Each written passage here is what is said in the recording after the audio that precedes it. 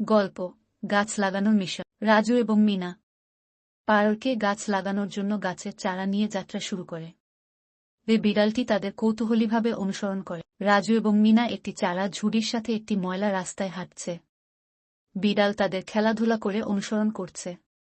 সামনে একটি ছোট্ট পার্কের সাথে একটি সবুজ সবুজ গ্রামীণ প্রাকৃতিক দৃশ্য দেখায়। তারা পার্কে পৌঁছে চারা রোপণ করতে ছোট ছোট গর্ত খনন শুরু করে। রাজু খননের জন্য একটি ছোট বেলচা ব্যবহার করছে, যখন মিনা সাবধানে একটি চারা রাখে। বিড়ালটি কৌতূহলীভাবে দেখছে। গাছের কাছাকাছি বসে বিড়াল হঠাৎ তার মুখে একটি চারা ধরে পালিয়ে যায়। বিড়ালটি মুখে একটি চারা নিয়ে পালিয়ে যাচ্ছে, যখন রাজু এবং মিনা অবাক লাগে এবং এটি চারা করতে শুরু করে। রাজু এবং মিনা পার্কের চারপাশে বিড়ালটিকে তাড়া করে এটি একটি মজাদার এবং বিশৃঙ্খল মুহূর্ত তৈরি করে। রাজু এবং মিনা বিড়ালের পেছনে চলছে। বিড়ালটি একটি ছোট পাথরের উপর দিয়ে লাফিয়ে যায়। যখন বাচ্চারা ধরতে লড়াই করে, বিড়ালটি অবশেষে একটি পুরানো গাছের কাছে থামে। চারা ফেলে দেয়। মিনা আলতো করে এটিকে তুলে দেয়। মিনা চারা তুলতে নিচে নেমে আসে, যখন বিড়ালটি তার পাশে নির্দোষভাবে বসে থাকে।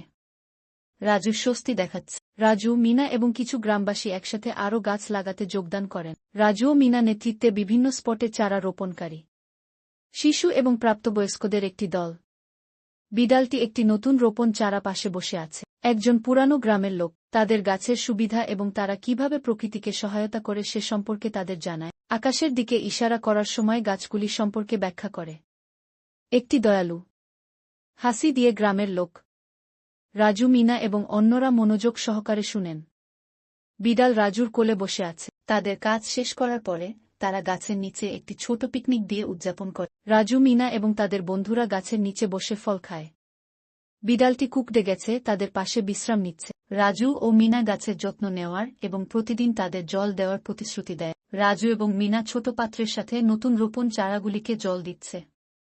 বিড়ালটি কাঠের বেড়া থেকে দেখছে। তারা এমন একটি ভবিষ্যতের কল্পনা করে যেখানে তাদের গ্রামটি বড় সবুজ গাছগুলিতে পূর্ণ। বড় গাছ, সুখী শিশু এবং একটি উজ্জ্বল নীল আকাশের সাথে সবুজ সবুজ গ্রামের একটি স্বপ্নময় দৃশ্য।